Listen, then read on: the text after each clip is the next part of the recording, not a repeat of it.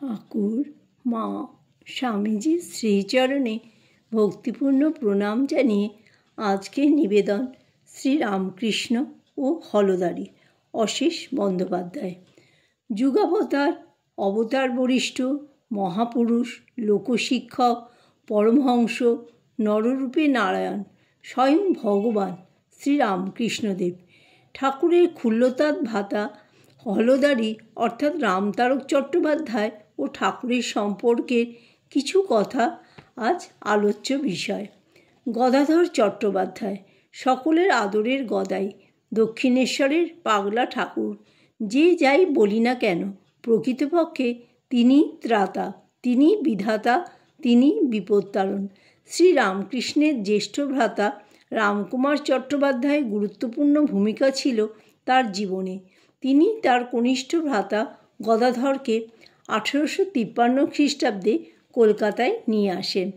1855 খ্রিস্টাব্দে রানী রাসমণি স্থাপিত দক্ষিণেশ্বর কালী মন্দিরে নিত্য পুজো তিনি শুরু করেন এবং তার 1 বছর পর তিনি ভাই গদাধরকে কালী পুজোর ভার অর্পণ করেন আর নিজে রাধাকান্ত দেবের পুজোর ভার স্বহস্তে তুলে নেন। রামকুমার নিজে ঠাকুরকে পূজাবিধি ও চণ্ডীপাঠ শেখান। তারই প্রচেষ্টা ও শিক্ষায় গদাধর দক্ষিণেশ্বরে স্থায়ী পূজকের পদে নিযুক্ত হন। গদাই মায়ের পুজো ঠিকমতো করছে না এমন অভিযোগ ওঠে। তিনি কেবল মা মা বলে ডাকেন।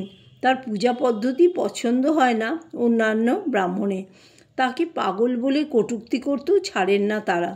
শ্রীরামকৃষ্ণ ধরায় অবতীর্ণ হন মানব কল্যাণের জন্য। সঙ্গে নিয়ে আসেন তার পছন্দের বেশ কিছু লীলা সহচরীদের। সময় মতো আমরা তাদের আধ্যাত্মিক জগতের মঞ্চে অবতীর্ণ হতে দেখি তাদের সমবেত লীলা খেলা। নরেন্দ্রনাথ, কালীপ্রসাদ, গিরিশচন্দ্র প্রমুখ উপস্থিত হন ক্রমে। জমে ওঠে লীলা খেলা। ঠাকুরের ক্ষুল্লতাৎ ভ্রাতা হলধারী অর্থাৎ শ্রী রামতারক চট্টোপাধ্যায় একসময় এসে হাজির হন দক্ষিণেশ্বরে। তিনি প্রথমে কালীঘরে ও পরে বিষ্ণুঘরের পূজারী নিযুক্ত হন। হলধারী প্রথম ভাই গদাইকে পাগল ভাবতেন। ফলে কথায় কথায় নানা কারণে তুচ্ছ তাচ্ছিল্য করতেন। পরে ঠাকুর নিজের প্রকৃত রূপ নিয়ে ধরাও দিলেন। কালীর উপাসনা করলে কি হবে? ঠাকুরের পরিবার ছিল পরম বৈষ্ণব পরিবার। ঘরে প্রতিষ্ঠিত রঘুবীর এবং মা শীতলা। সেই কারণেই হলদারি বারংবার বলতেন, কালী তামসী তমগুণময়ী। তিনি ঠাকুরকে কালীর উপাসনা করতে নিষেধ করতেন। ঠাকুরের সঙ্গে তার তর্ক বেঁধে যেত মাঝে মধ্যে। ঠাকুরের কার্যকলাপ তার পছন্দ হতো না। ঠাকুরকে সময় সময় তিনি কথাও শোনাতেন।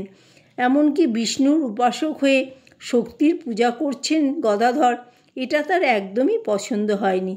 তিনি মা কালীকে রক্তখেকো, করাল বদনী, ভয়ঙ্করী প্রভৃতি নামে গালিগালাজ করতেন। এতে গদাই দুঃখ পেতেন এবং মায়ের কাছে গিয়ে হলদারির নামে নালিশ জানাতেন। ঠাকুরের ভাগ্নে হৃদয় তাদের সামাল দিতেন। ঠাকুরের পিস্তত বোন হেমাঙ্গিনী দেবীর তৃতীয় পুত্র হৃদয়রাম মুখোপাধ্যায়। শ্রীরামকৃষ্ণ লীলায় হৃদয়ের যথেষ্ট ভূমিকা ছিল। তিনি 1855 খ্রিস্টাব্দে দক্ষিণেশ্বরে আসেন এবং দীর্ঘ 25 বছর ঠাকুরের সহচর হিসাবে তার সেবা ও দেখাশোনা করেছেন। এখানে হৃদয় 2 মামার মধ্যে ঝগড়া থামাতেন। যদিও ঠাকুর বিশেষ পাত্তা দিতেন না তার হলদারি দাদাকে, তবু দুজনের মধ্যে তর্ক বিতর্ক চলতেই থাকত। একবার কাঙালি ভোজন চলছে, ঠাকুর নিজ হাতে পরিবেশন করছেন। খা পেট ভরে খা। ঠাকুর কথা বলছেন আর মনে জপ করছেন জয় মা বলে। তারপর খাওয়া হয়ে গেলে তাদের এঁটো পাতা নিজে হাতে তুলে পরিষ্কার করছেন দেখে হলধারী রে করে তেড়ে আসেন আর বলেন, তুই হলে ব্রাহ্মণ সন্তান, তুই কিনা ওই ছোটো জাতের এঁটো পাতা তুলছিস নিজের হাতে, তোর লজ্জা করে না? কথা শুনে ঠাকুর বেজায় রেগে গিয়ে বলেন, এই তুমি শাস্ত্র নিয়ে নানান ব্যাখ্যা দাও আর তোমার মুখে এইসব কথা? ঠাকুর তেড়ে মারতে যান হলধারীকে। কোনো রকমে পালিয়ে বাঁচেন হলদারি। এই রকম ছোট অসংখ্য ঘটনা ঘিরে রয়েছে ঠাকুর আর হলদারির আন্তঃসম্পর্কের ওঠাপড়ায়। একবার হলদারি কোনো কারণে ঠাকুরের ওপর রেগে গিয়ে অভিশাপ দেন, বলেন তোর মুখ দিয়ে রক্ত উঠবে। এর কদিন পর সত্যি সত্যি ঠাকুরের মুখ থেকে রক্তপাত শুরু হয়। হলদারি সহ সকলেই আতঙ্কিত হয়ে পড়েন।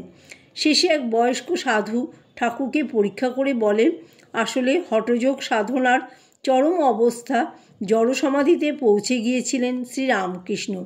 ফলে সুষুম্না দ্বার খুলে গিয়ে রক্ত মাথায় উঠে যাচ্ছিল। এই অবস্থায় রক্ত মুখ দিয়ে বেরিয়ে উপকারী হয়েছে তার, নতুবা ঠাকুরের জড়সমাধি আর ভাঙত না।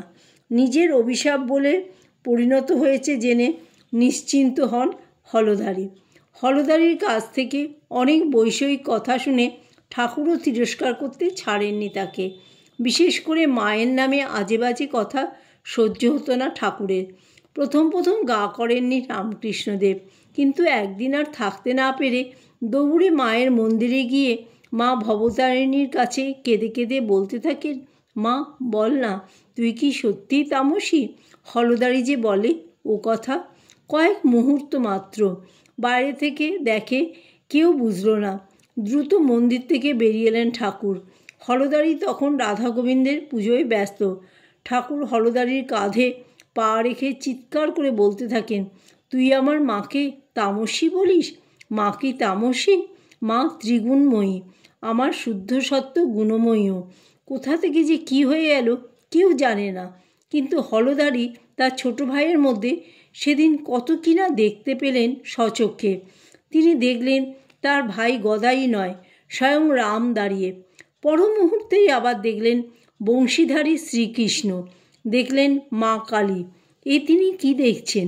কোন রূপ দেখছেন তিনি? তার দু চোখ বেয়ে অশ্রুধারা বইছে। রাধা গোবিন্দের পায়ে ফুল দেওয়ার বদলে তিনি আঁচলা করে ভরে ফুল ঠাকুরের শ্রীচরণে অঞ্জলি দিলেন। ভাগ্নের হৃদয় তো অবাক, বলে উঠলেন, সে কি গো মামা, এই তুমি বলো রামকেষ্টকে ভূতে ধরেছে, ও একটা পাগল, তাই যদি হবে তবে তুমি তাকে পুজো করলে যে? হলধারী তখনও হতভম্ব, ঘোর কাটিনি। জবাব দিলেন, কি জানি রে হৃদে, কালীঘর থেকে ফিরে এসে ও আমাকে যে কি করে দিলে, আমার সব গুলিয়ে গেল। আমি সব ভুলে ওর ভেতর সাক্ষাৎ ঈশ্বরের প্রকাশ দেখতে পেলুম। কি যে এক চমৎকার ব্যাপার, কিছুই বুঝতে পারলুম না। আসলে এই সবই দৈবলীলা। ঠাকুরের প্রকৃত রূপ কী এবং কেন তিনি মানবদেহ ধারণ করে ধরায় অবতীর্ণ হয়েছিলেন তার প্রমাণ তিনি সময় বিশেষে দেখিয়ে দিয়েছেন। কখনো রানী রাসমণিকে, কখনো আবার নরেনকে, গিরিশকে, কখনো বা দাদা হলধারীকে। পরম পুরুষ শ্রীরামকৃষ্ণ হলেন নররূপে নারায়ণ। তিনিই তো ত্রাতা মধুসূদন, তিনিই লোকশিক্ষক। তার লীলাসঙ্গীরা ঠিক সময় মতো উপস্থিত হয়েছেন বিশ্ব আধ্যাত্মিক রঙ্গমঞ্চে এবং লীলা করে গিয়েছেন, আর আমরা মুগ্ধ হয়েছি। তাই আমরা প্রত্যক্ষ করি ঠাকুর ও গিরিশ ঘোষের সম্পর্ক, দেখি নরেনের জন্য তার আকুতি, দেখি কালীপ্রসাদকে যোগশিক্ষার মাধ্যমে তার আসল পরিচয় দেওয়া, তার শেষ জন্মের কথা প্রকাশ করা, দেখি শ্রীমায়ের প্রকৃত রূপ জনসমক্ষে তুলে ধরা। এসবই দৈবলীলার অঙ্গবিশেষ।